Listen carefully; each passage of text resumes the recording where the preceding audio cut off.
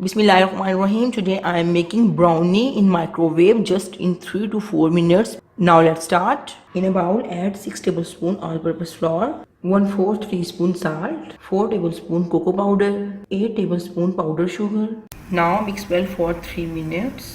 Now it's done. Now I'm using 1 egg, 6 tablespoon of oil, 1 teaspoon vanilla essence. Mix well and beat for 3 minutes.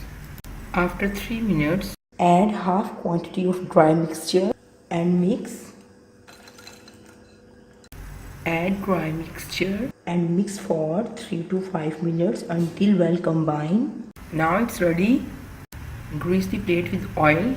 Add mixture in plate and equal with spatula and rest it for 1 to 2 minutes.